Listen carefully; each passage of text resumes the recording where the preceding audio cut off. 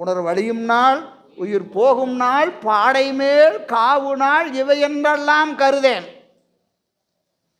நமச்சிவாயம் சொல்கிறதுக்கு நல்ல நாள், தீட்டு, சாவு விழுந்துருச்சு, பெரியப்பா செத்து போயிட்டாரு, பக்கத்து வீட்டில் ஒருத்தர், எங்கள் வீட்டில் எங்கள் குழந்த பெரிய பொண்ணு ஆகிட்டா, நான் பூசை பண்ணணுமா, 5 எழுத்து சொல்லணுமா, சந்தேகம் இன்னும் நமக்கு தீர மாட்டேங்குது. தேவாரம் என்னன்னு படிக்கிறோம்? போகும் நாள் உணர் வழியும் நாள் உயிர் போகும் நாள் என்றெல்லாம் கருதேன்.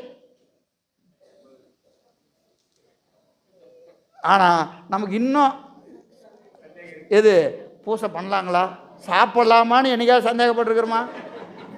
ஏங்க ஒரு பெரியகாரம் ஆயிடுச்சு, நான் சாப்பிட்லாங்களா, அதெல்லாம் கேட்குறது கிடையாது. அதெல்லாம் எது நடந்தாலும் அது நடந்துக்கிட்டே இருக்கணும், 3 வேளை கரெக்டாக, இல்லைங்களா? வீட்டில் ஆனவுன்னா முதல்ல சாமியான போடு, சேருக்கு சொல்லு, லைட்டுக்காரனுக்கு சொல்லு, அப்படியே அந்த கடையில் ஒரு 50 இட்லி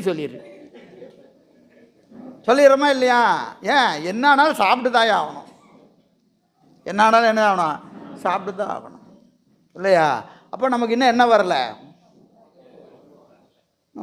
ஆனால் நான் தேவாரம் படிக்கிறேன், எனக்கு துன்பம் தீரவே மாட்டேங்குது. நான் 5 எழுத்தை சொல்லிக்கிட்டே இருக்கிறேன், துன்பம் தீர மாட்டேங்குதுன்னா தீரும், மெல்ல தீரும்.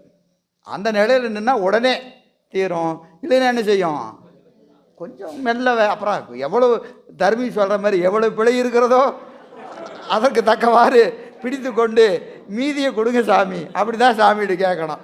அவர் எவ்வளோ பிழை இருக்குதுன்னு கழிச்சா ஒன்றுமே தர மாட்டேங்குது, பூரா பிழையாகவே இருக்குது, இல்லையா? ஏதாவது நல்லது இருந்தால் கொடுக்கலாம், பூரா பிழையாக இருந்தால் இடத்தையாக கொடுக்கறது? உனக்கு கொடுக்குறதே கிரேஸ் மார்க்கு தான்.